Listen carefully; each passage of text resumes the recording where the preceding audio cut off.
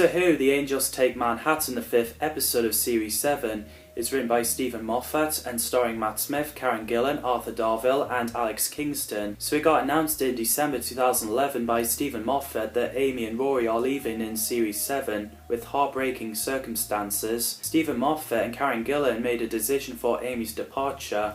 Karen said she wanted to go on a high when the character was at her prime and to go with everything that she wants. She wanted her character to have a final ending and ruled out returning to the show in the future as she felt it would take away from the impact of her final scene. Stephen Moffat felt tremendous pressure writing Amy and Rory's ending and later said they completely changed the ending as he was writing it, feeling the emphasis was wrong.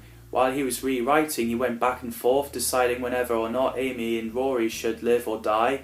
So Stephen decided that death would be complement the storyline involving the old, sentimental and dangerous characterization of the Doctor. He thought of putting Daleks in there, but he felt the Weeping Angels are better fit. He also wanted to come up with a new form for the Angels, so he introduced the Cherubs and said since Blink came out, the fans wanted to see Statue of Liberty to be a Weeping Angel, so they did, which is cool. Karen Gillan couldn't read the script for a few weeks after when she got it because she didn't want to make it real. She said in an interview that she literally couldn't read it without crying. It was the most highly charged read-through she ever experienced, but she couldn't have asked for a better exit. She doesn't think it'll be what people expect. During the filming of this episode, when they shot in New York, it was attended by American fans. So throughout this episode, we see the clips of someone using a typewriter to write a story. Grail hired Sam Garner, played by Rob David, who's a private detective working for the Bureau of Security, being told to believe that the statues can move, but him and Grail denies it. Sam gets sent to Winter Quay with statues watching him, and the bit where the little girl is doing that was pretty scary. Sam sees a room with his old future self dying in bed. Oh god, I don't like the sound of that. I hope that's not me. So Sam outrun the Weeping Angels and went on the roof and got stared at by Statue of Liberty, which looked pretty cool. And I love the title sequence where they use Statue of Liberty texture. So the Doctor, Amy and Rory are at Central Park. Amy wears her new reading glasses. The Doctor is reading a book of Melody Malone, private detective in old New York town. And Rory went to get a coffee. As he does it, he gets sent back in time in the year 1938, reuniting with River Song and gets taken to Grail. Rory gets locked up in the basement full of baby statue angels, which is so intense, and he's got given the matches because who'd found it funny? And it was so funny when Rory lit a match and a statue blew it like that. As the Doctor and Amy plans to find Rory, they couldn't read ahead because it's their future, it's a fixed point in time.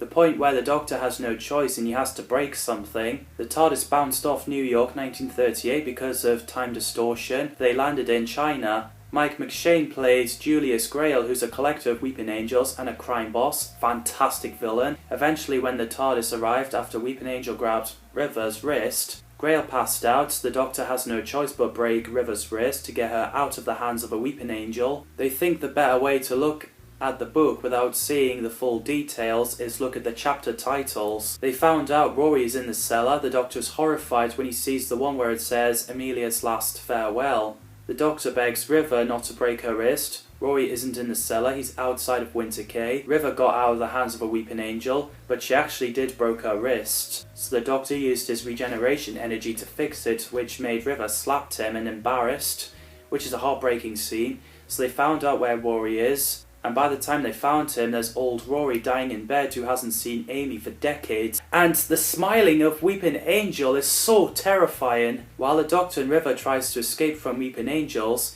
Amy and Rory got on the roof and being stared at by a Statue of Liberty. So Rory came up with an idea to commit suicide to jump off the roof to change history. Amy wasn't sure about it, but she later joined Rory. They both jumped off the roof, which scared the Doctor. After the Weeping Angels destroyed at the graveyard at daytime, Amy and Rory woke up. The Doctor's happy to see them back. As they're about to go to the pub, as the Doctor loves video games, Rory noticed a gravestone with the same name as him, and a surviving Weeping Angel sapped Rory back in time, which is unexpected, and sadly, there was nothing that can be done to get Rory back this time, as creating another paradox would rip New York apart. Amy thinks getting touched by a Weeping Angel will send her back in time to be with Rory. The Doctor tried to talk her out of it. River encouraged her to do it, so she got herself back in time with Rory. The Doctor cried his eyes out. That scene is so emotional. I get teary watching this. Matt and Karen got so emotional filming that scene, which doesn't surprise me. Also, when the gravestone says Rory died at 82 and Amy died at 87, Arthur Darvill was born in 1982 and Karen Gillan was born in 1987. As River comforts the Doctor in offering her to travel with him and said maybe for a bit, the Doctor ran back to Central Park to find the last page. He tore out the book earlier in the episode. As he doesn't like endings, he reads Amy's last message saying her final farewells,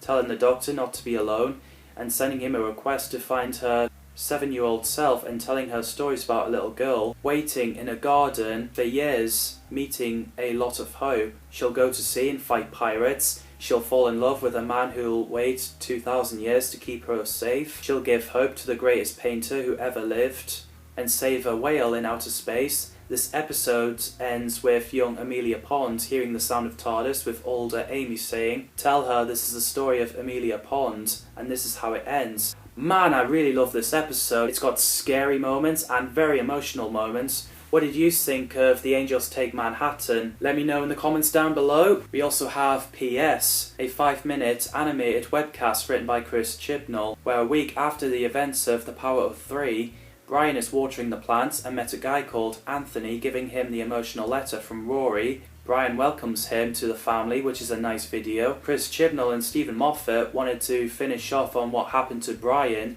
so this mini-sode got written. Mark Williams was busy filming Blandings and couldn't film this mini-sode, which is why it got animated instead. So they used the footage from The Power of Three, and Arthur Darvill does a voice. So that's Series 7 Part 1. I picked The Angels Take Manhattan as my favourite Series 7 episode. This is the last episode. They used this console room since the 11th hour, as well as the title sequence along with the theme tune. Thanks as always for watching, people, and see you in the next video.